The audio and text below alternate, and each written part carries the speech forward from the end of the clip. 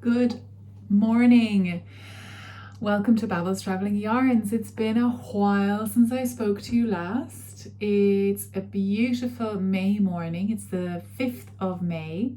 I've just curled my hair, so it's fabulous. And I have the day to myself. So I've curled my hair and I put it out of my way because I'm going to be playing with it all the time if I don't. James has just gone up to get some cat food, so I've got the house to myself for approximately 20 minutes. So here we go. This is a super quick podcast about all the things I've been doing for the last month and a bit. So finally, says you, guys, I've just it's just been really tough, just work and I've just not been in the mood. And anyway, but I'm in the mood this morning. Yes. So it's like I finally got a chance to breathe. So that's really good. So I have a couple of things to show you, a couple of finished objects, which you may notice that I'm wearing. I've got a couple of whips, quite an exciting one. And then I'm going to talk a little bit about books that I've read and books that I want to read.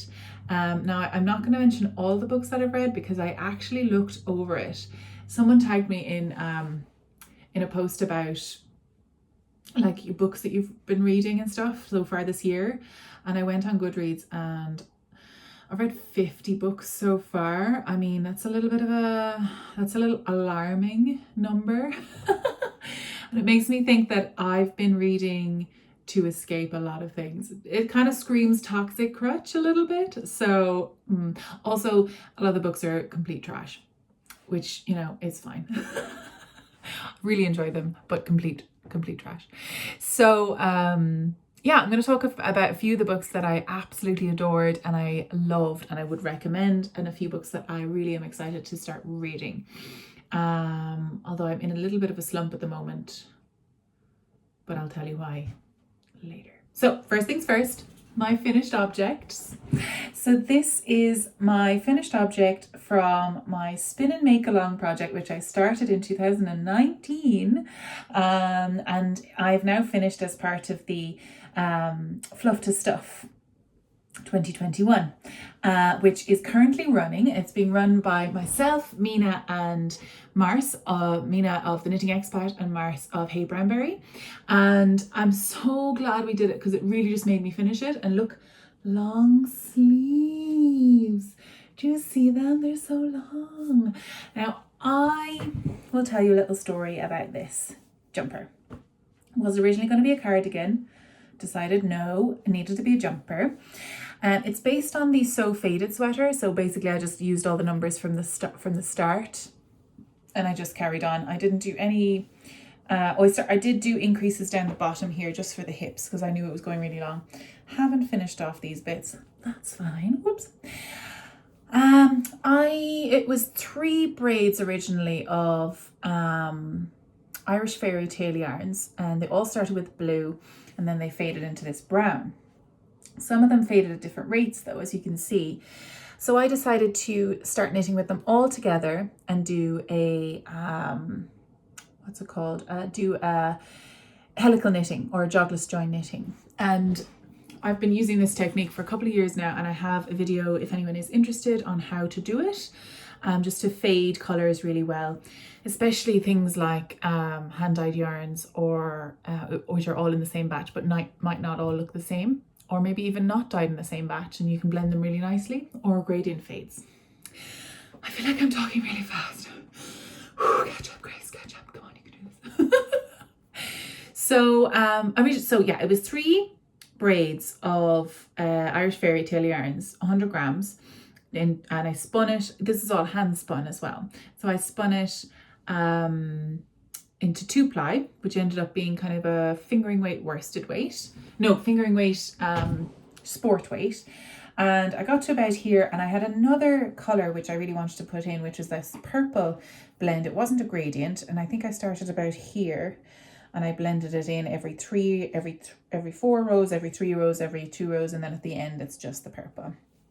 But then I realised that I'd actually run out of this colour. This is where the sleeves split, you can see just here.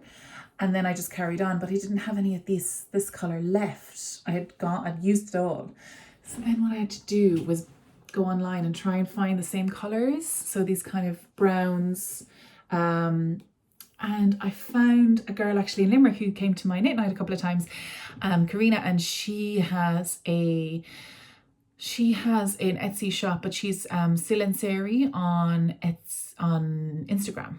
So she does a lot of doll making, so she has a lot of supplies, and she has lovely, beautiful merino. So I bought the merino off her and hand spun it. This is what took me so long, you see. It was the sleeves and I needed to get the colours. And I was really, really unhappy with it, actually. I didn't really like it when I was knitting it, but now that I'm actually looking at it on screen, it works perfectly. I think it works fine. It works totally fine. So it just blends down. Does it make my boobs look huge? I mean, that's a good thing, I guess. But I'm just like, whoa, I'm super top heavy in this, am I? But I look like I've got a waist, so that's kind of cute. Dark on the waist, bright on the boobs and hips. Fashion icon. I didn't plan that. There was no plan. It was just the way it fell, which is mostly what happens when you spin something and knit with it. It just happens. Not if you are a certain lovely spinny buns. Actually, if you are interested, we are doing, every month we are doing, as part of the Fluff to Stuff spin along, we are doing monthly chats with different fibre creators in our community. And there was a really interesting one with Alana Wilcox, and it's on our Fluff to Stuff YouTube channel, and I'll put it down below. She is the most organized, like, planned spinner. So I know a lot of people wouldn't have the kind of slapdash attitude that I do towards spinning, and listening and watching the way that Alana works is so fascinating. So if you are interested, head on over to that, because she is so specific and her technical ability is so excellent. And she has lots of courses online as well on how to do it. So she's this class called the Organized Spinner, and it's just fascinating. I really recommend you go over and watch that. The interview is probably about half an hour, 40 minutes long, and it's really enjoyable. We really, really loved talking to Alana, and she's fab. She's joined in a couple of our Zooms as well. I think the next Zoom is going to be the end of May, the 25th of May, I think. I don't know if I'm going to be there, actually. I'm supposed to be working that day, but we'll see. We'll see if I am or not. And yeah, so anyway, sorry, excuse me. I didn't bring any water. What an amateur. Oh my goodness gracious. So I'm delighted with this sweater. I finished off the sweater in some of the hand spun at the end of one of these was one of the browns actually faded into this deep dark blue. And I was gonna put it up high, but I kind of wanted it light up here, and I was planning on maybe getting the blue at the end, like down at the bottom, but I really like it. I think it's gonna work. I think it's working brilliantly. It kind of adds a little finishing touch to the top there. But yes, I thought the D would be a lot, the V would be a lot deeper, but maybe it's just the way that the collar, maybe I knitted too tight or something. I knit it twice. The first time was definitely too tight. But I like it. It pulls everything up. I think it kind of gives it nice shape. It pulls the shoulders in, and yeah, delighted with myself. Yes. So my next finished project is my lovely Advent woven blanket. So if you followed along at my kind of shortened, what's the word? Vlogmas. I only did like the first couple of weeks, but I was weaving this along with it. So these are all the little advents and minis and stashes that I have actually received in the last couple of years. So there's some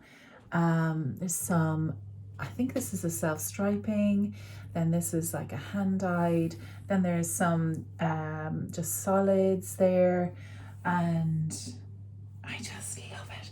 So what I did was I actually wove it in big long strips, and then I just sewed them together with a zigzag stitch. Now I should have really used like a white or a grey, but I didn't bother changing it out of the sewing machine. So now the warp on this, so the up and down, which I wove it in, is linen. But it was a linen blend with short linen fibres, and they are shedding like nobody's business. I'll never use it anything like it again as a warp. It's just the worst. So they're just kind of escaping the whole time, so I can't wear anything dark.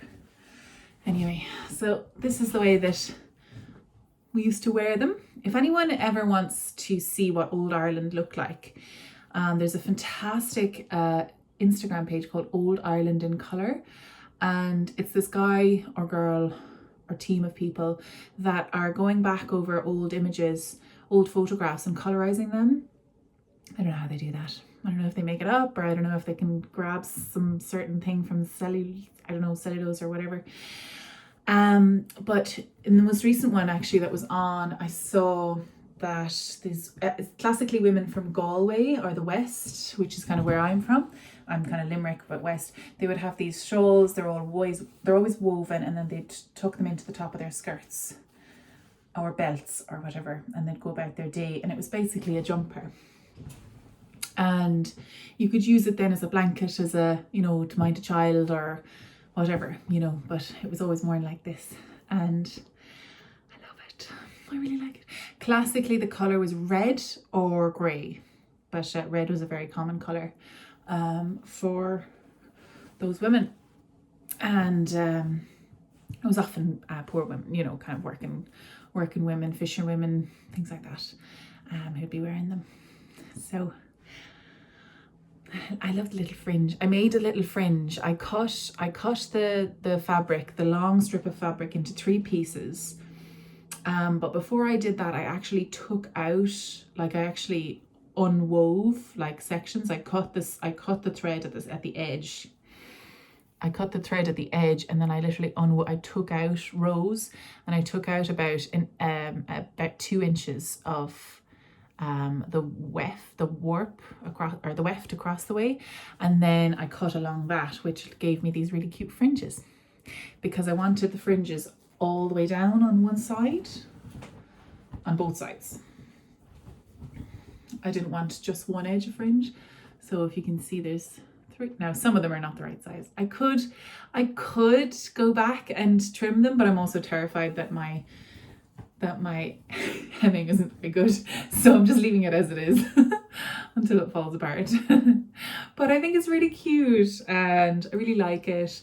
And apart from the shedding, which I hope will stop, I haven't thrown it in the wash. I've only hand washed it, because there's so many different blends of fibre in there. I don't really want to throw it in a washing machine, just because I think it'll shrink at different rates, and I don't want that. It'll mean like it's puckered in some places, and that can be done deliberately sometimes, which is cute, but not for me. So those are my 2 finished projects, and I haven't really been doing much knitting, because I've been reading like 50 books in 4 months. And I've been reading actually reading them, either on Kindle or in real life. And it's very difficult for me to read and knit at the same time. I've just recently gotten back into audiobooks. I don't know, I think I just went off them for a while, especially because the books I wanted to read were all kind of fantasy books. And I've spoken about this before, but a lot of the time the narrator on fiction and fantasy specifically, it just frustrates me sometimes, so I like to read them. But then I have to say the opposite happened for the From Blood and Ash series by Jennifer L. Armentrout. When I was listening to it, it was okay. When I was reading it, I could see all the spellings of just like fantasy spellings, and I was like, oh, nope, I cannot do that. So I was like, so back I went to audiobooks. So but I'll talk a bit about that at the end. Okay, so next is quite exciting. It's something I've been kind of working on quietly. It's in one of my beautiful My Cottage number 9 bags, and this was a bag I had made specifically for this. I really wanted something with a silk lining on the inside because I wanted to work in silk, 100% silk.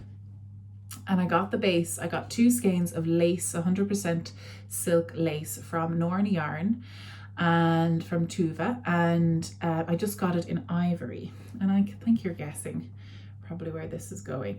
And I wanted the silk inner portion on this so that the silk wouldn't like catch and fuzz up, because I do want it to stay as nice as possible. Now this is a raw silk, and James is going to interrupt now because he literally cannot leave me alone. Hi, would you like to come in and say hello to everybody on the podcast? Oh. Yes. What great timing I had. Yes. Is it something very important? I'm glad you love me so much. Hi. Do you live with a pandemic partner? I love him. Anyway, I'm knitting the wedding dress to marry him. It's such good timing, actually. Do you know what? Spend a pandemic with a person. Know if you really want to marry them. Tell ya. Anyway, I've got something in my eye now. I do, bless him. He just likes to come up and say hello every 20 minutes.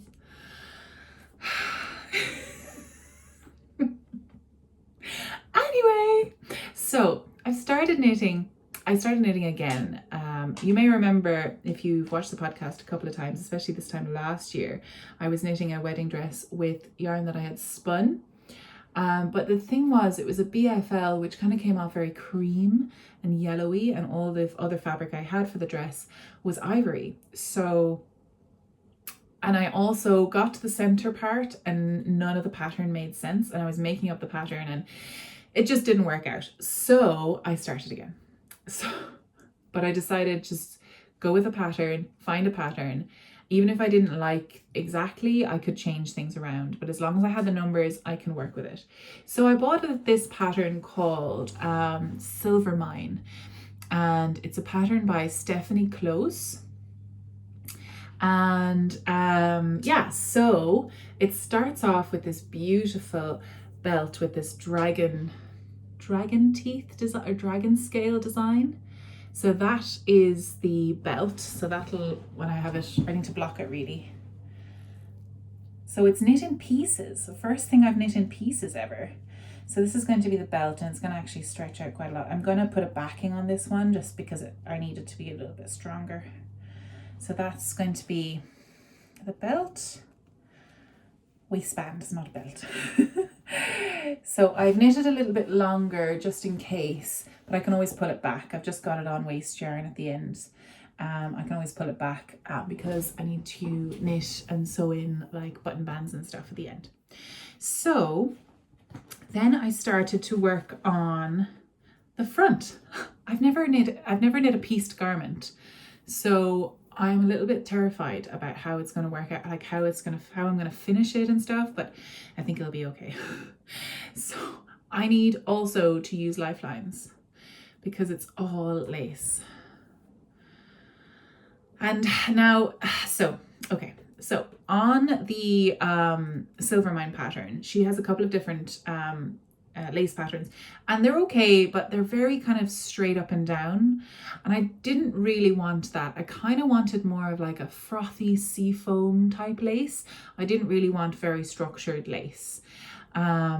So I decided I'm knitting this on 3.75 needles, and it's a lace weight yarn. So I wanted the fabric to be quite open. So that is a pattern that is in the Silver Mine. It's called, I can't remember which, it's like a little leaf pattern, leaf design. It's quite cute because my wedding is going to be in September, so a little bit, but it's quite, I kind of like I think I don't know, I can't remember what she uses, if it's lace or if it's like fingering weight, I can't remember. But then I loved this kind of edging lace. So this is the bodice. So I've got the leaf lace on either side.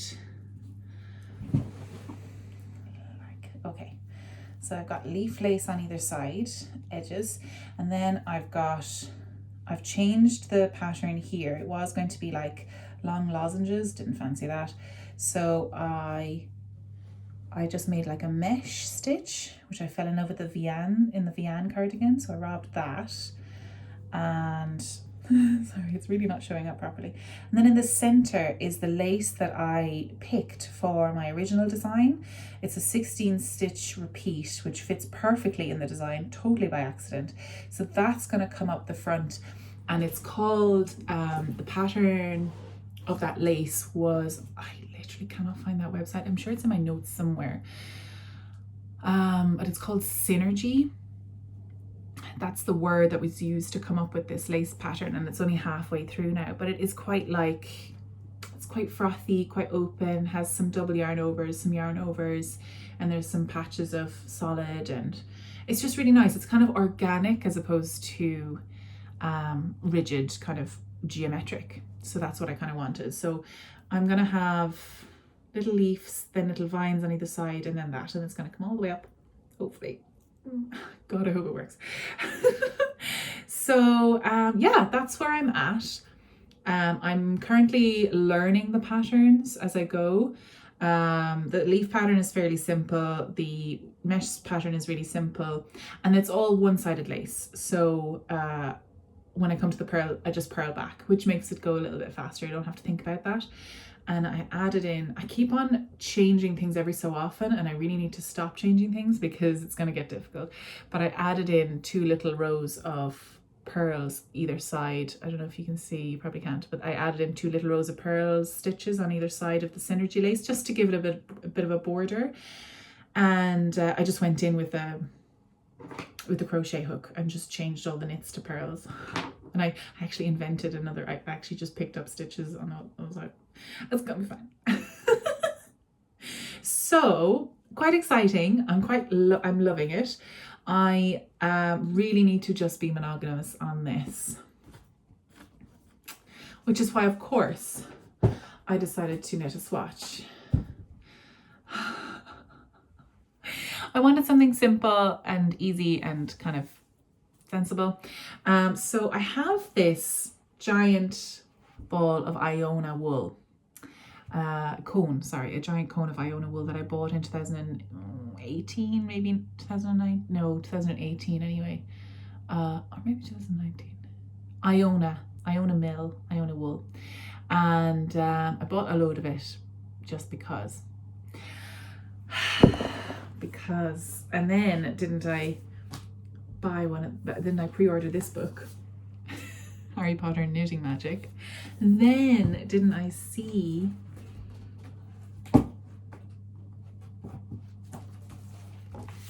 the Hogwarts house cardigan. So that's gonna happen, obviously. This is a pieced garment as well. I'm kind of interested in this. I think if I start doing these pieced garments, I might start getting into sewing, because that's effectively what I'm doing. You're just knitting the pieces that you would originally cut out, I guess. So, and I'm just going to use little scraps. Now, I've always been a Gryffindor, and then I took all the tests I always took, I've been a Gryffindor, and then I took a test there, I don't know, last year sometime, a different test. I think Pottermore had redone their test. Turns out I was a Hufflepuff, and I was like, okay, I'm a Gryffindor, that's fine. So I don't know what I'm going to do for the colors, but it's so cute. Yeah. Now I am fully aware that a certain author who wrote the original Harry Potter books is quite a problematic person. I do understand that. She did create a wonderful world, which I will never stop wanting to be in. But she is a disaster woman. She's an absolute disaster of a woman. So I just wanted to say that, just in case I have any people who are directly affected by her opinions, stupid opinions. So yeah, just so you know, I'm on your side, not her side. Okay. I'll fight them. I'll fight anybody who says that you're not who you are. I will. Anyway. So, a little bit of violence for the podcast. Just what you need. Those are kind of the main, oh, it's not, sorry. There's another project that I'm working on, which is my new Fluff to Stuff whip using my Sweet Georgia fibre, which I got as part of my Sweet Georgia ambassador package. So I got these amazing braids, and they're all slightly different colors, but they're all kind of in the same base. So I've got one which is Aurora. Now I don't know which one is which. I think Celestial is the blue. I think this is the Aurora one. And then there's another one. Yeah, Fairytale, which is the one I've just spun up, which is the pink and purple one. This is the Fairytale one. So I am an ambassador for Sweet Georgia, and I do have a 10% off discount. If you want to use the link down below, you can use my code, which is Ambassador Grace 10. I think look down below and get it directly, because I can just copy and paste it from my previous posts. So if you are interested in purchasing any of these stunning. I got the Polworth base, Polworth and silk. And so this is another sweater project, which I started with the grand idea of following kind of instructions on how to not have this problem where I forget that I need yarn for the sleeves again, right? That's what I want. But then I decided to do a traditional 3-ply, which of course just knocks back my yardage. So this definitely isn't enough for one sweater now if I'm going to do a traditional 3-ply. So what I have an idea for is to possibly do a colorwork cardigan using commercial yarn as the contrast, using this yarn as the contrast, and the colorwork and the commercial yarn as just like the plain background. So that's my plan. Anyway, I had this genius idea to basically split my braids. Let me just get this off because I need to soak it and everything, but I'll spin them all and then I'll soak them and do all that just business. So how I managed to make sure that I had enough for the sleeves and for the body. Oh my god, I saw a swallow. The swallows are back from Africa. Thanks, lads. How did you get on? Did you have a great time? Great tan.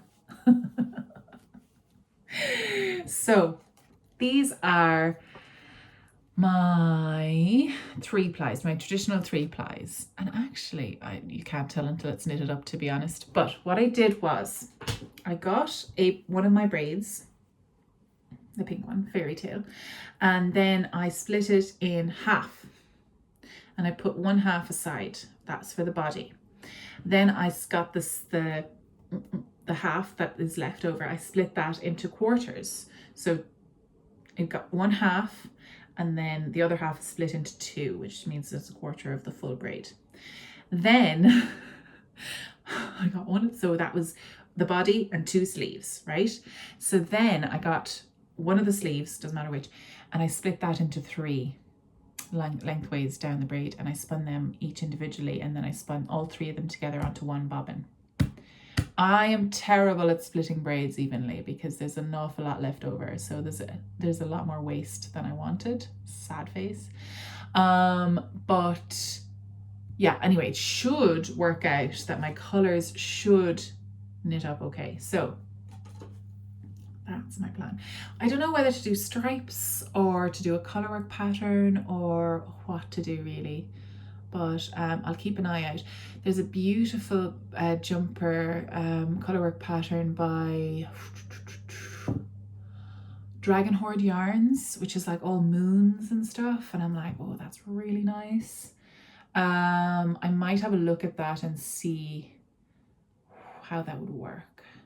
But anyway, so that's what I'm planning to do with all of these. with all 3 of these is to have a body skein, and which would be 50 grams, and then 2 skeins, 25 grams each, supposedly. I mean, they're not, because I have leftovers. Because when you split them and then you spin them, you're like, oh, I have loads left over on one bobbin, damn it. So yeah, so that is my plan, is to keep going with this and see how we go, basically. I could have made it easy on myself and done a chain ply, but I've never actually done a traditional 3-ply. So I'm kind of pushing myself out of my boundaries here, and hopefully I'll get better and better.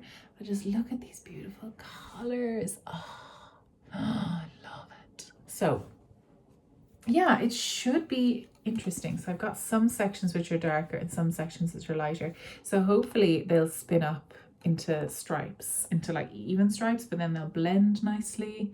I'm very interested to see how this is going to work out. I have a feeling it's going to be a disaster, but at the same time, nothing you make is a disaster. It's just experience, isn't it? And I love these colors so much, so I can't go wrong, essentially, which is my main deal. My main bag. Speaking of bags, ooh, good segue, Grace. Can I show you this incredible baby? She's a beautiful baby. So this is a bum bag, handmade bum bag. It's got cows on it because I love cows, not to eat, to pet. They're such gentle, funny creatures. And it's made by an Irish company called Mawlabum. And the person who's making it is actually Jamie.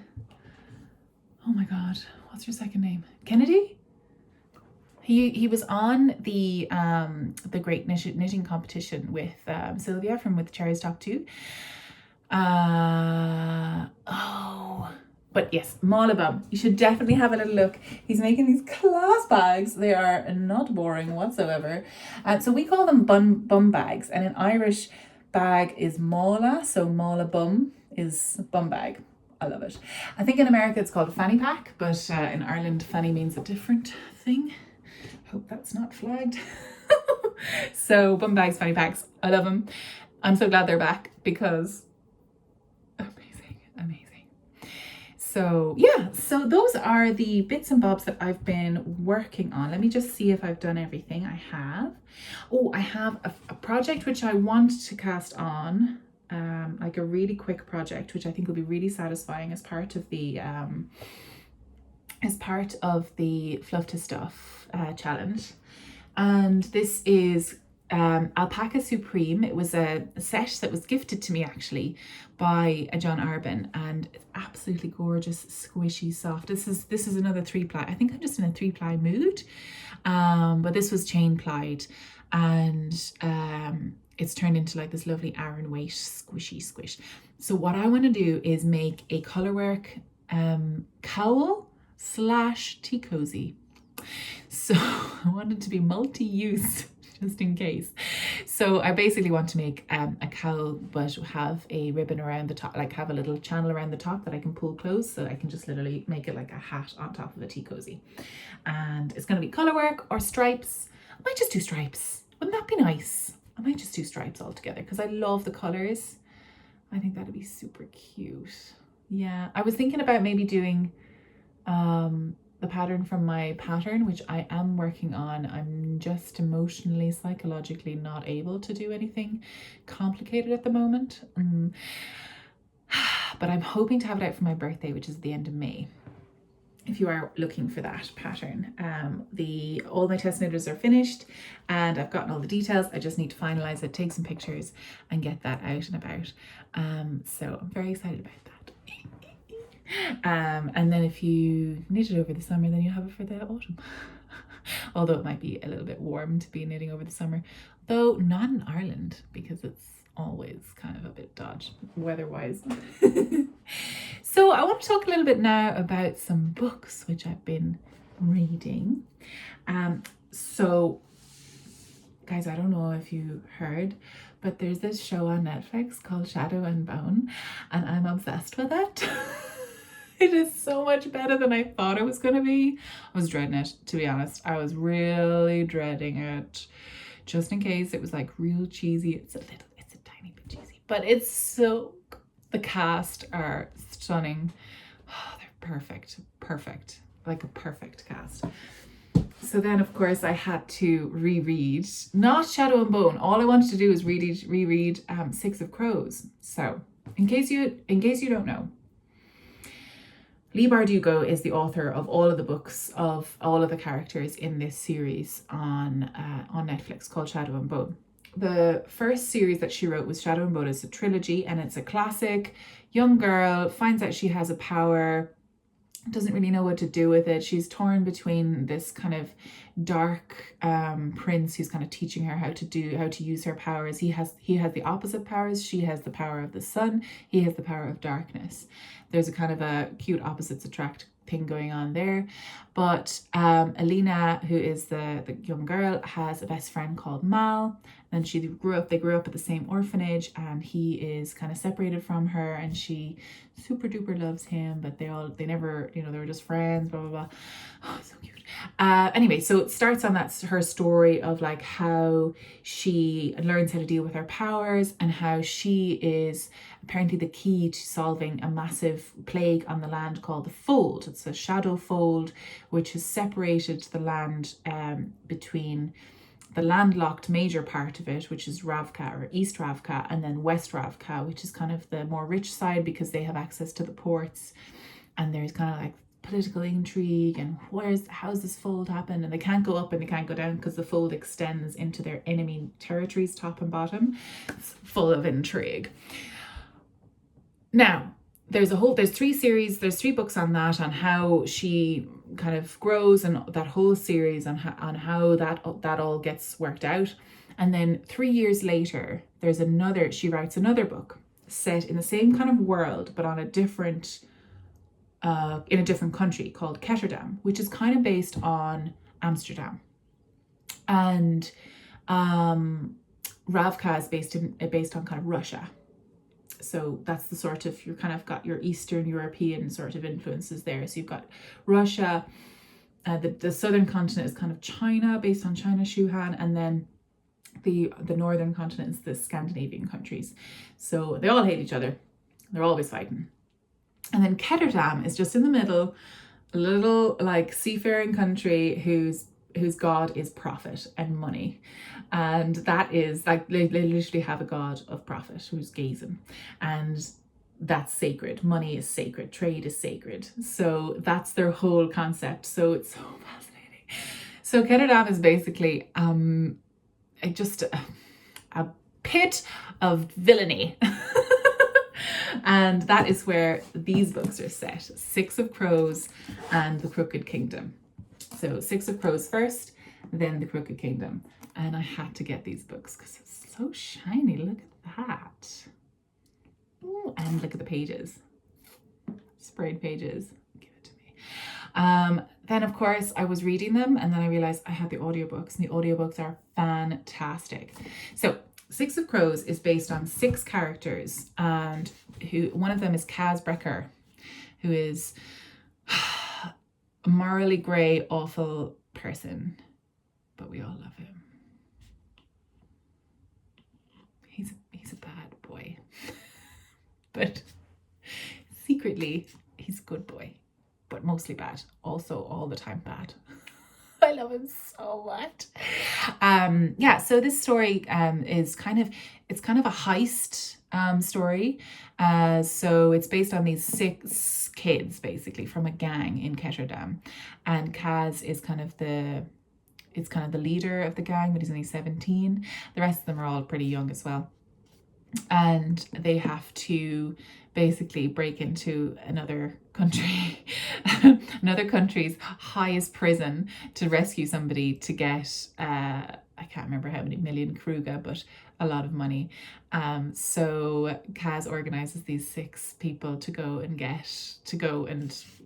kind of sort out this heist. Now, in the show, they've combined the characters. They've combined 3 characters from Six of Crows and the major story of the Shadow and Bone. So what they've done is basically they're writing a prequel. She's written a pre-story. So she's gotten the 3 3 major characters, and she slotted them into Shadow and Bone story before Six of Crows. So you're kind of getting to see who they were, how they got to be where they were, a little bit more of the backstory. And then there's 2 other people as in the 6, which you're starting to see the backstory. You see the backstory which is spoken about in Six of Crows, and they're kind of like a complete separate story who come together just at the end, and they're my faves. Mina and Matthias. And Mina is acted by an Irish girl called Danielle Galligan, and she is amazing. I love her so much. She's fab. I love her. So yeah, I highly recommend reading the books and watching the show. To be honest, like the Shadow and Bone, the original Shadow and Bone books probably won't make much sense if you watch the show and then read the books. But I think you could probably get away with not reading Shadow and Bone and just reading Six of Crows. Yeah. And then Crooked Kingdom, I just finished the audiobook of Crooked Kingdom. Oh God.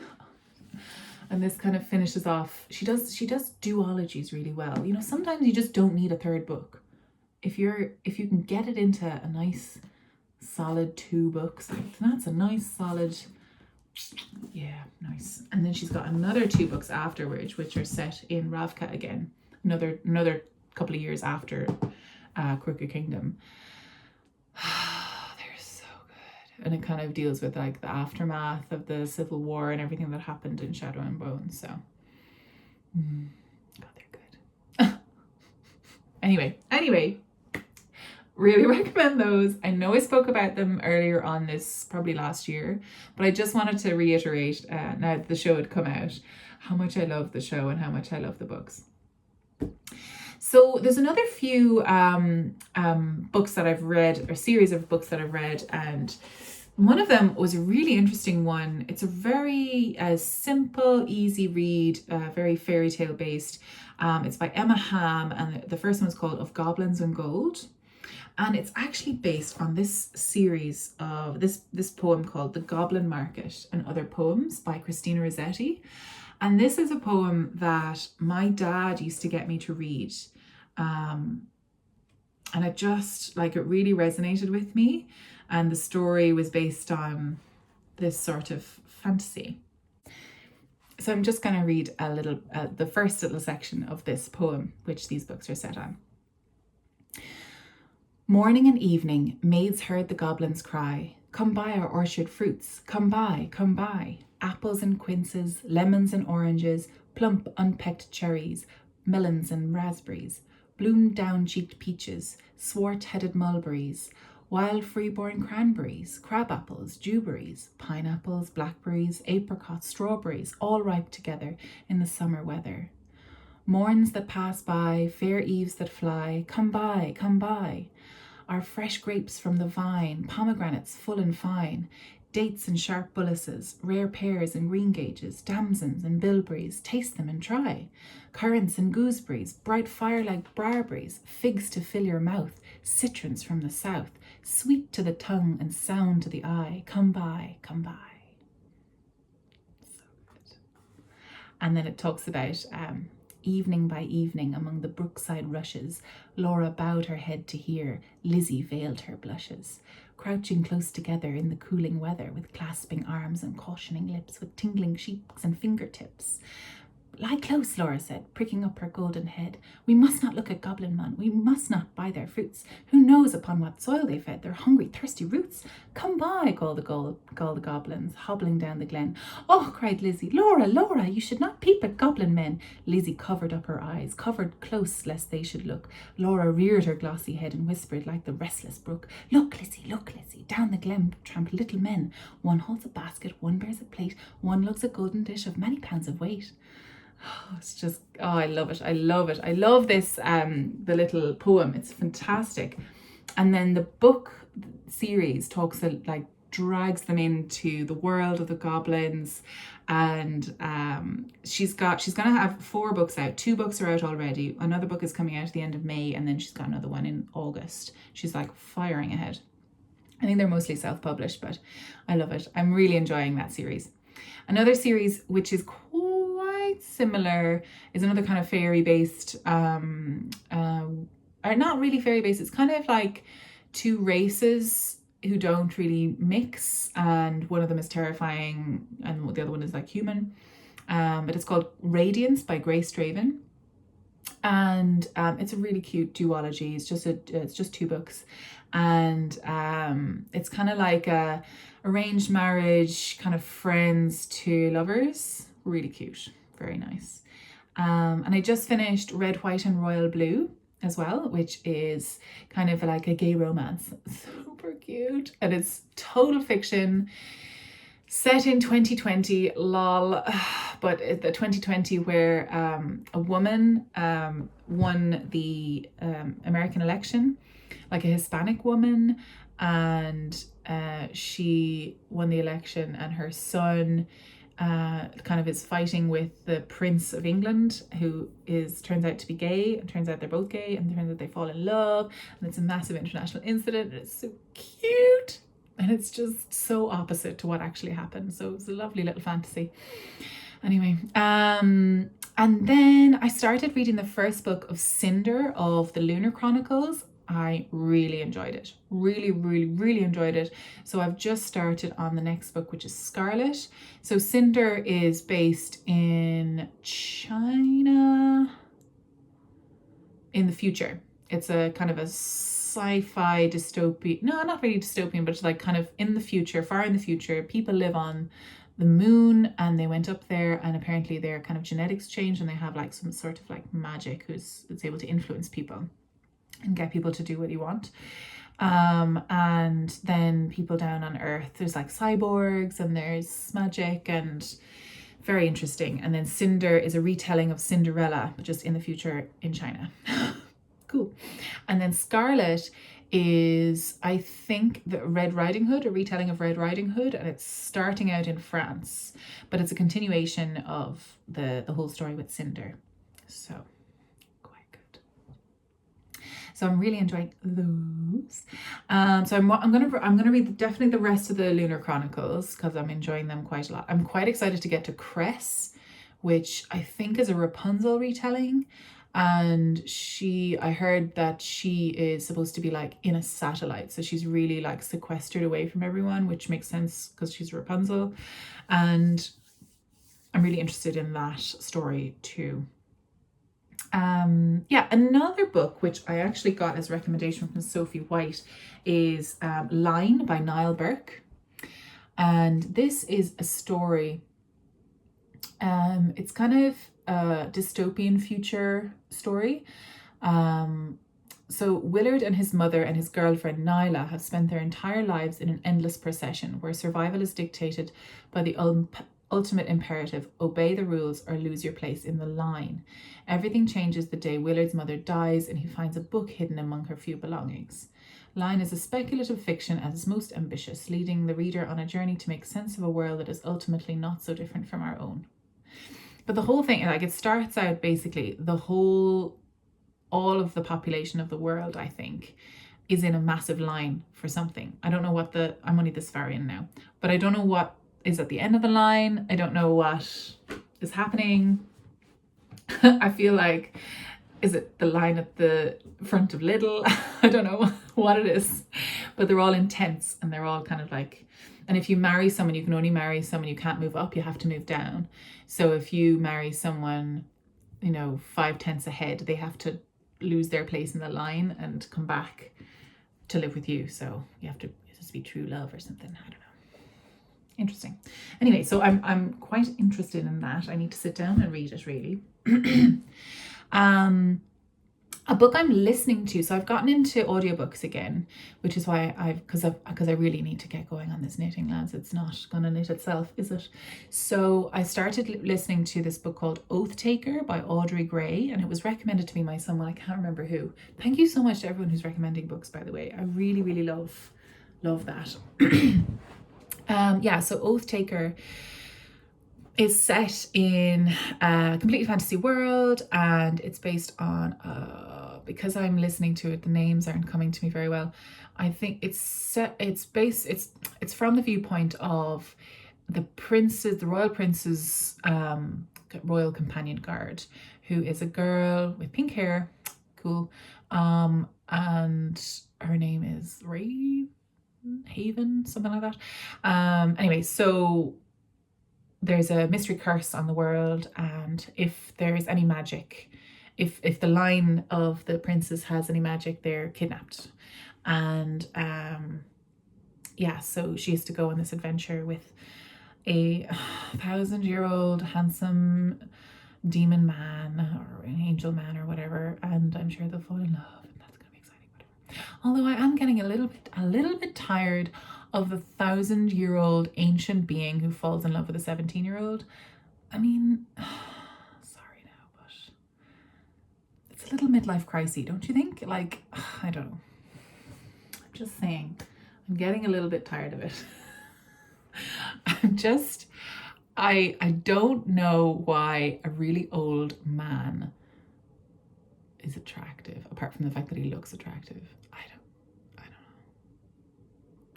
I don't know. It would just annoy me that he knows much more than me, and like he thinks that he knows much more than me all the time. He's like, ugh, that would annoy me a lot, that you couldn't grow together because he's done all his growing. He's done. He's 1,000 years old. What more could he possibly learn? You know, like, no, he knows it all.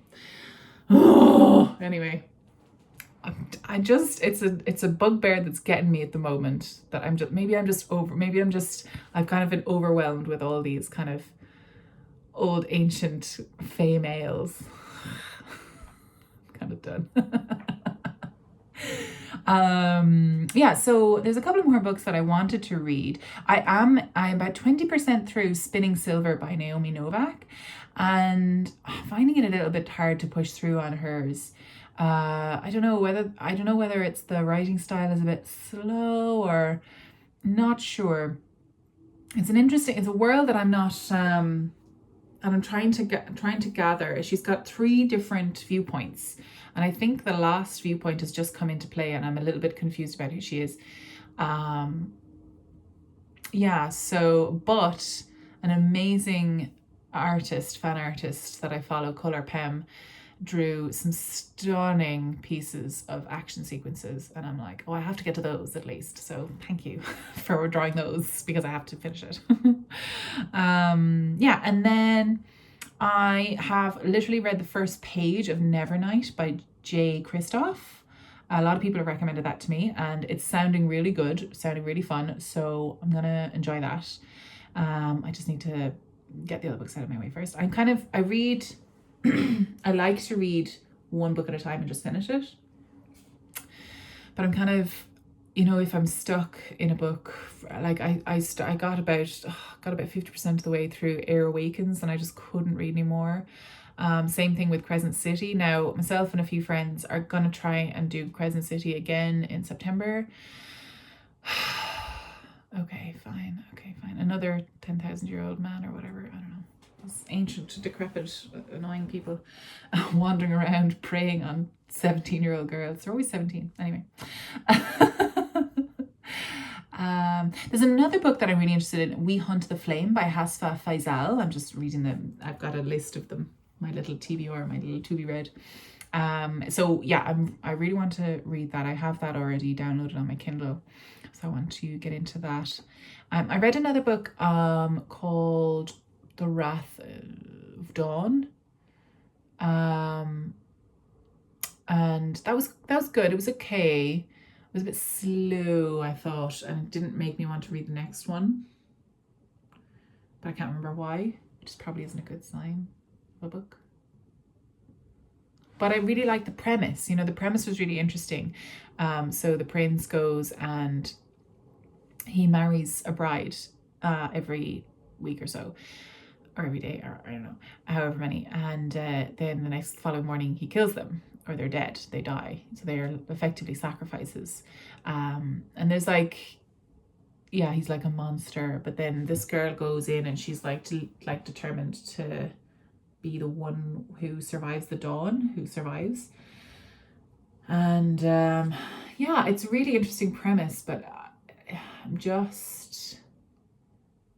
the prince is just, I think he's, I don't know, I just couldn't relate. Not really. Yeah, I suppose you have to be able to relate to characters, right? So yeah, it was a telling of, I think it was a telling of the 40 Thieves or something, or 1,000 Nights, Arabian Nights. I can't remember which one it was. Anyway, I don't even have it in front of me. It just came. Anyway, We Hunt the Flame is by Hasfa Fazal, and that's another interesting one which I do want to read. Now, I have a couple of books which I want to read for research purposes for my own book. And this one is The 7 Virtues of the Rising.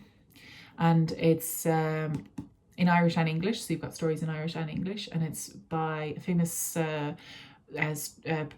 storyteller called Pádraig Ó Conaireachta, and he actually wrote, I think he put together some parts of Peg Sayers. So a lot of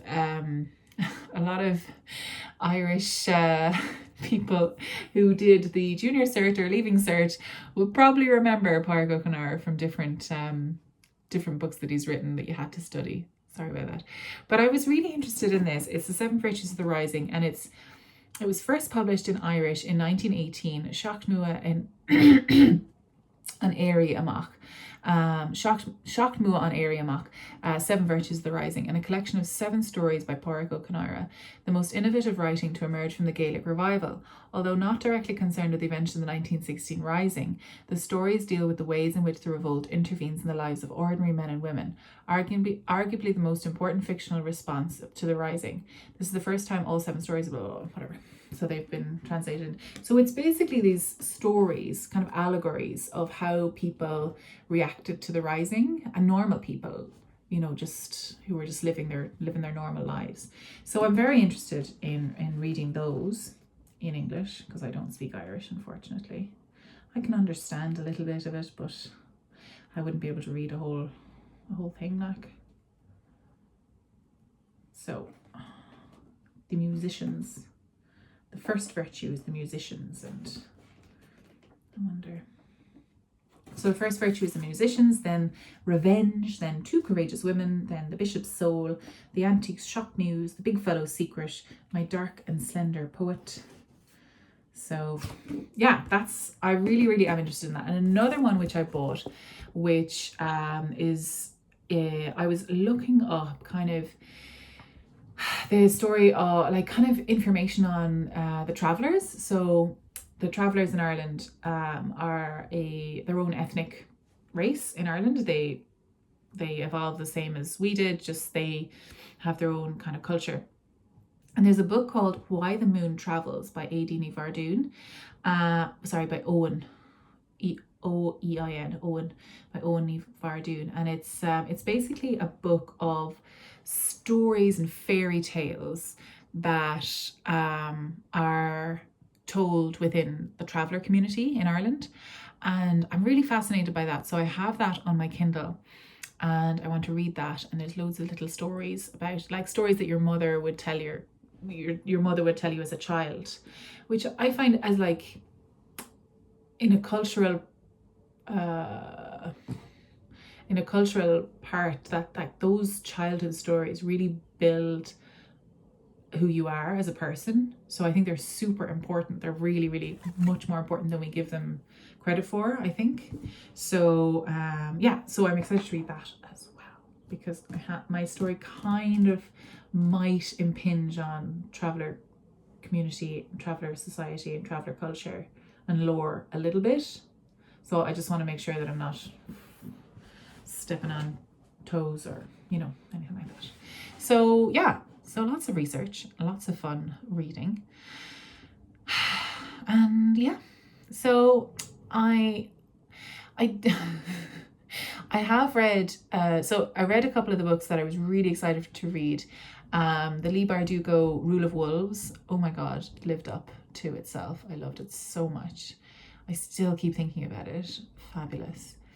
And then there was another book, Crown of Gilded Thorns by Jennifer L. Armentrout, and she wrote the From Blood and Ash series and the Kingdom of Flesh and Fire.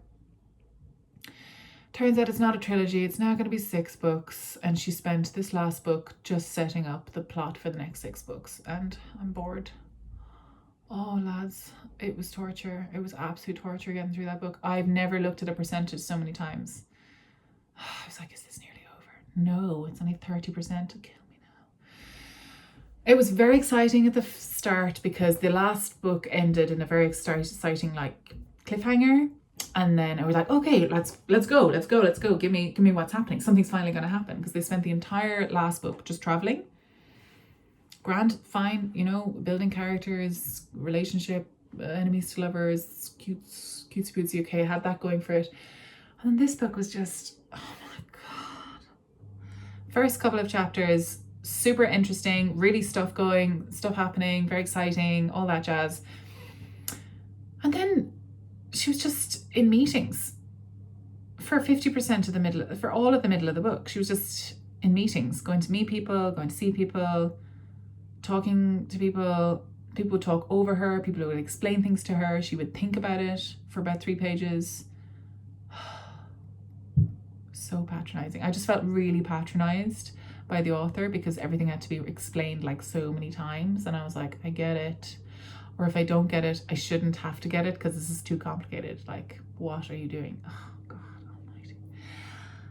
And there's something about modern words like shocker, or I think at one point she mentioned the word hormones. And I was like, this is a medieval country, right? They ride horses around the place, and people are fighting each other with swords, right? How the hell do they know what hormones are? Oh. And she said it in like you know, in a kind of like a sarky kind of like, oh my God, these men are so hormonal. And you're like, they don't know what nobody knows. The rage. I think she'd be fine as a contemporary romance. Contemporary romance, she'd be absolutely fine. But just the style of and it was always like, you good? I was like, stop it. It was just the style of the speech that got me so much, and the inordinate amount of ellipses used in her own thoughts. Painful book. And loads of people loved it. I don't understand. What's wrong with me? Am I just a big snob? It was so boring. And the same jokes trotted out again and again and again from book 1.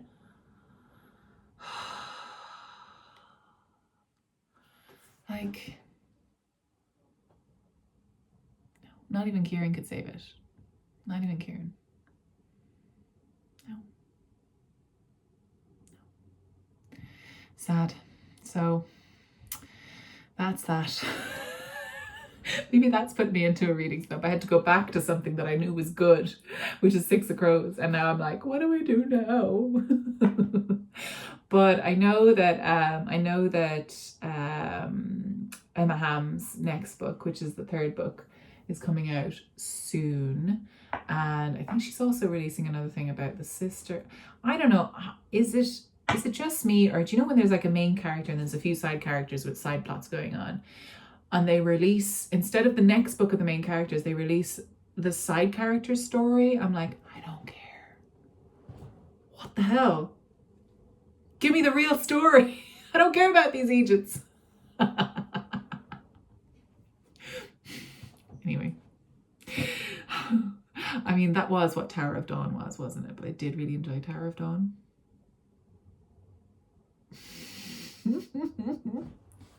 Anyway, basically, the moral of the story is I'm a hypocrite. We've reached an hour and 5 minutes of me banging on about myself. I'm really glad I got to chat to you guys. It took a long time for me to kind of just get my ass in the chair and just gather stuff together and have a chat with you. I think it's because my pattern isn't ready yet, because I haven't sat down and done it, because I'm lazy, that it made me feel a bit like, oh, I can't do a podcast if I haven't got the pattern to release. But you guys don't mind. So thanks so much for being there for me. I love you all so much. I hope you're taking care of yourself. I'm doing my best to take care of me. I'm real tired.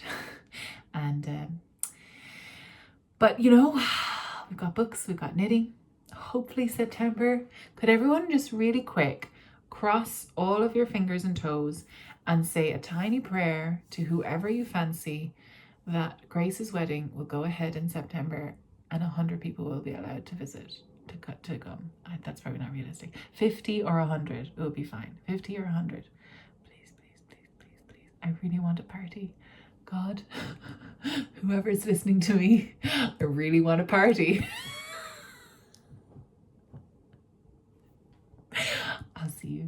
I'll see you next time.